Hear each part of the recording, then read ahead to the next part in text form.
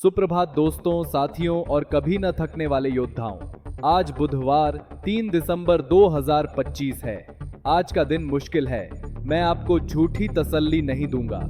अगर पिछले हफ्ते हम उम्मीद भरी अफवाहों और ऊर्जा से भरे मार्च की बात कर रहे थे, तो आज राजनीतिक हकीकत ने हमें एक हथौड़े की तरह मारा है। नई दिल्ली में संसद से वह जवाब आया है जिसे कोई नहीं सुनना चाहता था। जब पूछा गया कि क्या वे EPS 95 की न्यूनतम पेंशन को बढ़ाकर 7,500 रुपये करेंगे, तो सरकार का जवाब दो टूक था, नहीं।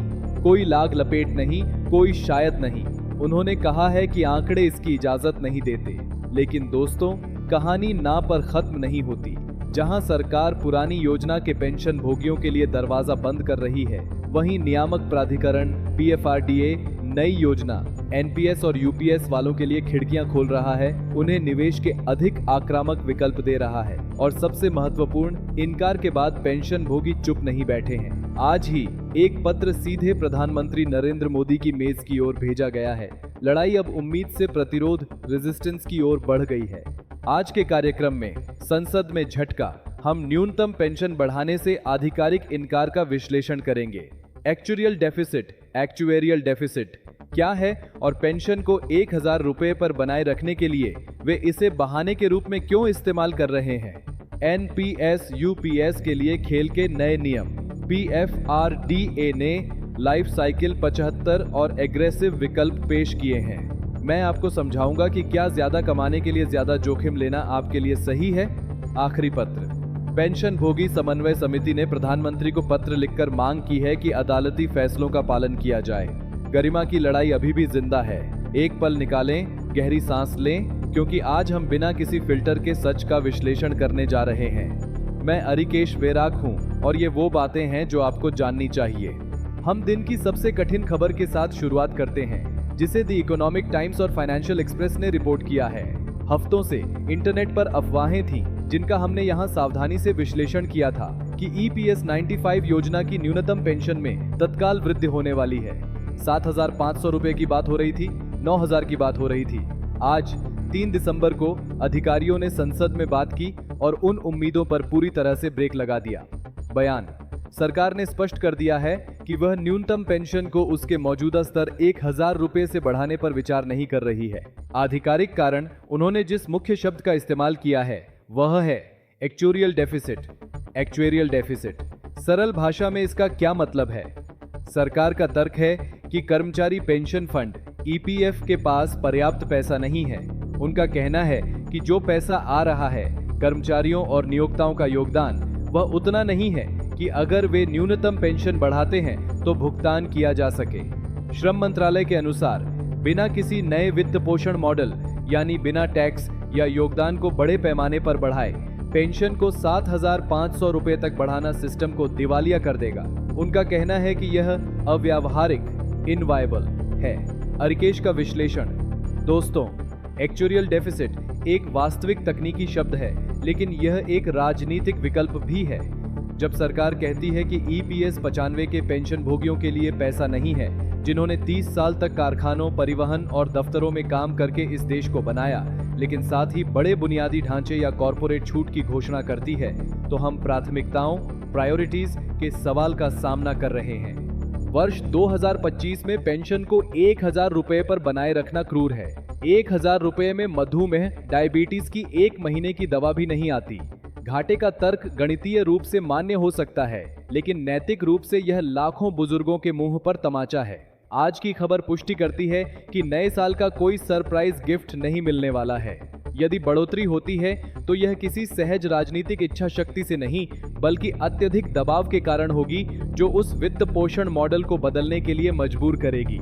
जहां पुराने पेंशन भोगियों के लिए दरवाजा बंद हो रहा है, वहीं केंद्र सरकार के मौजूदा कर्मचारियों और NPS सब्सक्राइबर्स के लिए खिड़कियां खुल रही हैं। द इकोनॉमिक टाइम्स की रिपोर्ट के अनुसार PFRDA, पेंशन फंड विनियामक और विकास प्राधिकरण ने निवेश के मेनू का विस्तार किया है। कल तक यदि आप कुछ नहीं चुनते थे तो सिस्टम आपको डिफॉल्ट प्लान में डाल देता था। यदि आप चुनना चाहते थे तो आपके पास सीमित विकल्प थे। अब से 2 नए ऑटो चॉइसेस या जीवन चक्र विकल्प जोड़े गए हैं। ए लाइफ साइकिल 75, LC 75। यह विकल्प आपके पेंशन फंड का 75% तक इक्विटी शेयर बाजार में निवेश करने की अनुमति देता है, जब तक कि आप 35 वर्ष के नहीं हो जाते, और फिर यह धीरे धीरे कम होता जाता है। यह उन युवाओं के लिए एक विकल्प है जो आक्रामक विकास एग्रेसिव ग्रोथ चाहते हैं। बी लाइफ साइकिल एग्रेसिव यह उन लोगों के लिए है जिनका जोखिम प्रोफाइल, रिस्क प्रोफाइल उच्च है और जो भारतीय बाजार के विकास पर बड़ा दांव लगाकर अपने रिटायरमेंट कॉर्पस को अधिकतम करना चाहते हैं।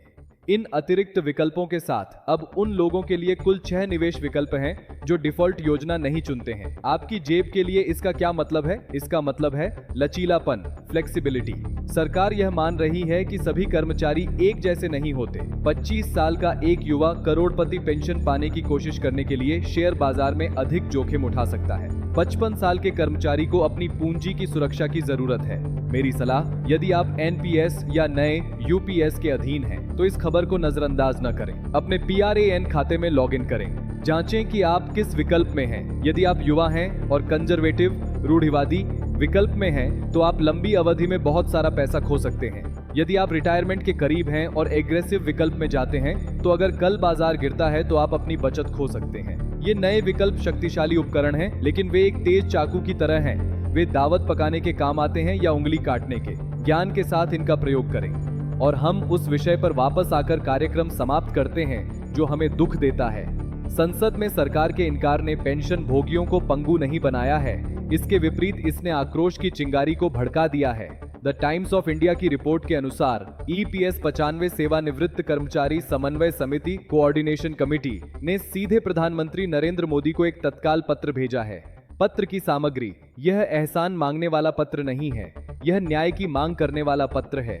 समिति उस बात की निंदा करती है जिसे वे EPFO प्रबंधक निकाय की देरी और निष्क्रियता कहते हैं। उनका तर्क है कि भले ही अदालतों, सुप्रीम कोर्ट सहित ने पेंशन भोगियों के लिए कुछ अधिकारों और लाभों को मान्यता दी है, EPFO की नौकरशाही बाधाएं डाल रही है, भुगतान में देरी कर रही है और ऐसी व्याख्याएं कर रही है जो अदालती फैसलों को कमजोर करती हैं। खबर 1 के साथ संबंध, यह पत्र आज एक महत्वपूर्ण ताकत हासिल करता है।